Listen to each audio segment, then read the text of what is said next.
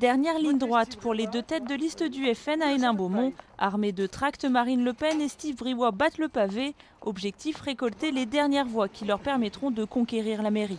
Car avec plus de 39% des suffrages récoltés au premier tour, le Front National est le favori dans cette petite ville de 26 000 habitants.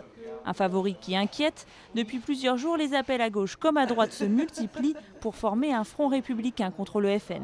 Ils voient bien que le Front National, contrairement à ce qu'ils racontent depuis des mois, est de retour. Et ça, effectivement, incontestablement, ça les inquiète. Entre M. Bertrand, M. Copé, Mme Pécresse, M. Villepin, c'est celui qui viendra apporter sa petite pierre à ce front républicain. Un front républicain qui peine néanmoins à se mettre en place. Arrivé en deuxième position avec plus de 20% des voix, le candidat d'hiver gauche Daniel Duquesne a appelé les autres candidats à se ranger derrière lui, tout en refusant de fusionner avec les autres listes de gauche. Une confusion qui ravit la tête de liste du FN.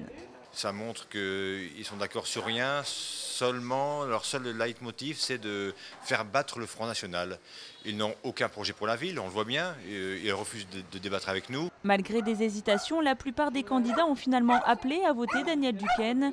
Mais pour cet enfant du pays, pas question de changer d'axe de campagne. Lui veut miser sur sa différence par rapport au maire socialiste sortant, écroué pour malversation. On a souhaité présenter une équipe qui n'avait rien à voir avec le passé, avec la gestion catastrophique du maire sortant et ainsi qu'avec les malversations. Donc on a voulu avoir une liste neuve, une équipe d'Héninois qui veulent vraiment le changement à Hénin-Beaumont. Écœurés par les hommes politiques après l'arrestation de l'ancienne équipe municipale, les Héninois ne s'étaient pas bousculés dans les bureaux de vote dimanche dernier. Les 40% d'abstention du premier tour représentent donc une manne indispensable pour Daniel Duquesne.